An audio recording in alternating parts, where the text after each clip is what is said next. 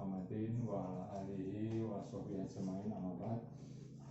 Para siswa kelas 7 tahun pelajaran 2021-2022 yang sungguh saya sayangi dan saya banggakan, sejenak marilah kita panjatkan rasa syukur kehadirat Allah, Tuhan yang Maha Pengasih dan Penyayang, yang memberikan kita dalam keadaan sehat, selamat, tak kurang suatu apa. Moga-moga semuanya itu terus berlangsung sampai di akhir hayat kita. Untuk itu marilah kita ikhtarkan dengan bacaan tahmid Alhamdulillahirabbil alamin.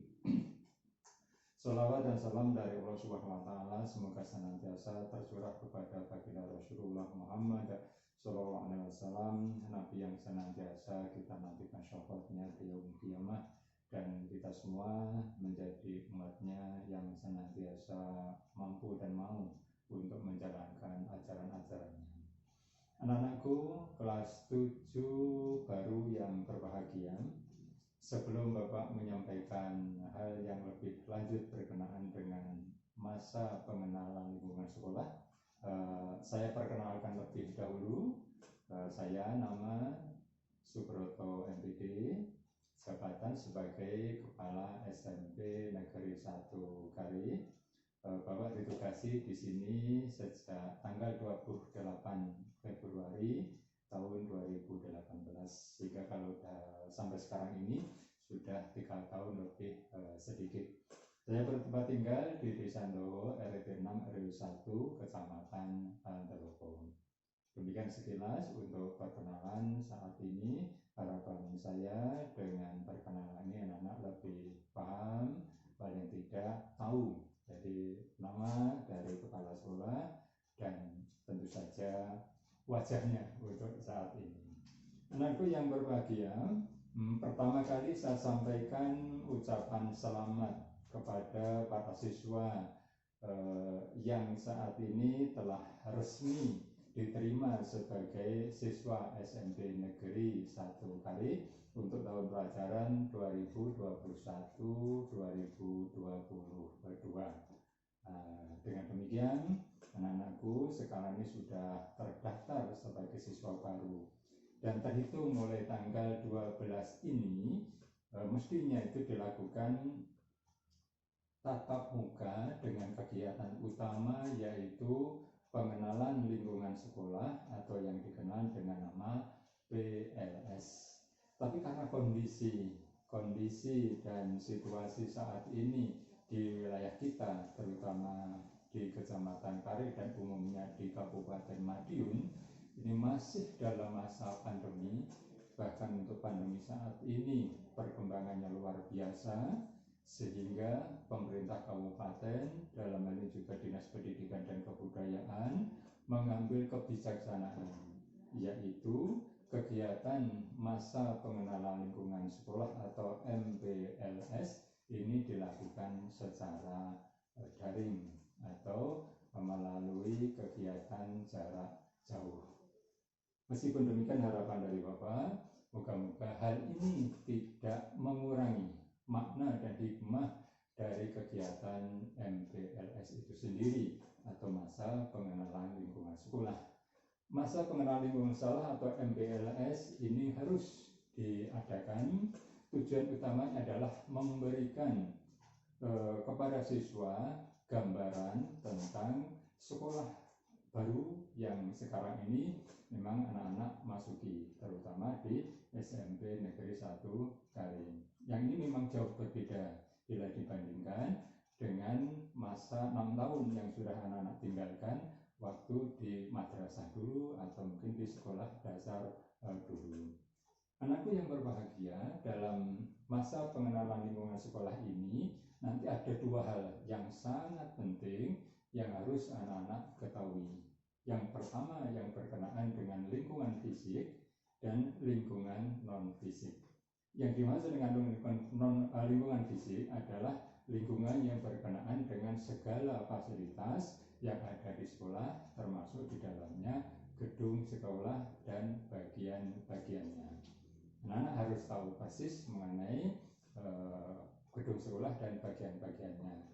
Yang di dalamnya nanti ada ruang-ruang yang dipakai untuk misalnya ruang kerja kepala sekolah, ruang kerja tata usaha, kemudian ruang laboratorium. Laboratorium ini ada beberapa, ada laboratorium IPA dan juga ada laboratorium komputer.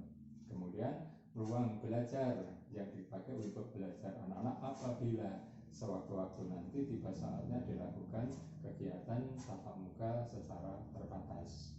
Kemudian kamar mandi atau toilet, juga tempat olahraga, kemudian perpustakaan, dan tempat-tempat yang lain, dan yang juga tidak kalahnya adalah tempat ibadah atau musola yang ada di sekolah.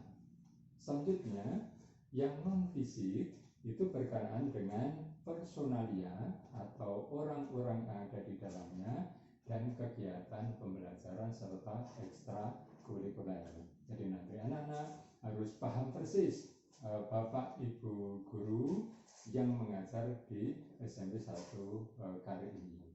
Karena tidak bisa bertatap muka secara langsung, insya Allah nanti dari bagian wakase kesiswaan itu akan membuat video atau foto begitu untuk menampilkan profil atau fitur dari Bapak Ibu guru dan tenaga pelaksana tata usaha yang mendukung kegiatan di sekolah ini.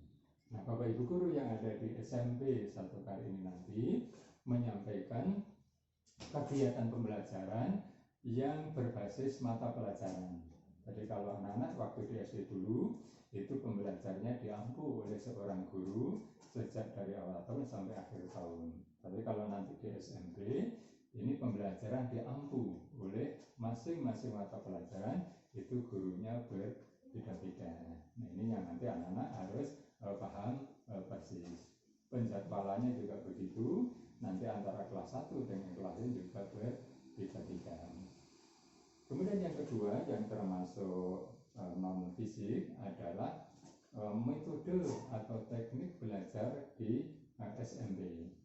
Yang kalau di SD itu menggunakan mode belajar guru kelas, kalau di SMP ini menggunakan mode belajar dengan guru mata pelajaran. Ini yang nanti agak mencolok. Jadi di dalam satu semester anak-anakku itu akan paling tidak akan bertemu dengan 12 guru yang berbeda-beda dan mengampu atau menyampaikan pelajaran yang juga berbeda-beda.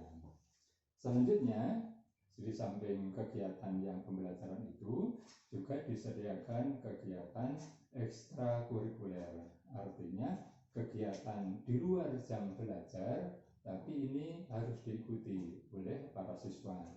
Nah, cara mengikutinya dengan cara memilih ekstrakurikuler yang paling anak-anak sukai, yang paling anak-anak minati, dan tekniknya nanti dari wakase kesiswaan itu akan memberikan format tentang macam-macam dari ekstrakurikuler yang akan atau yang harus dipilih. Adapun ekstra itu diantaranya nanti ada ekstra wajib dan ada ekstra tidak wajib. Ekstra wajib itu artinya harus diikuti oleh semua siswa. Yang termasuk ekstra wajib adalah ekstra pramuka. Sedangkan yang lainnya itu nanti termasuk ekstra pilihan. Nah, pilihannya pun juga ada bermacam-macam. Di antaranya ada ekstra B3, bahasa tulis Quran. Kemudian ada ekstra drum band. Kemudian ada karawitan. Kemudian ada olahraga. Olahraga itu ada voli, ada futsal, dan sejenisnya. Lalu juga ada ekstra sastra dan juga masih ada kegiatan yang lain. Nah, ini yang berkenaan dengan kegiatan ekstra. Intinya itu yang harus anak-anak ketahui. Adapun nanti tekniknya, teknik untuk MPLS itu, materi-materi itu akan dirangkum dalam bentuk narasi, bisa juga dalam bentuk foto atau video yang nanti akan diberikan atau ditayangkan secara jadwal oleh Bapak Ibu pembina atau pendamping kepada siswa. Adapun kegiatan MPLS ini nanti akan berlangsung selama 3 hari, yaitu terhitung dari tanggal 12 14 Juli tahun 2021.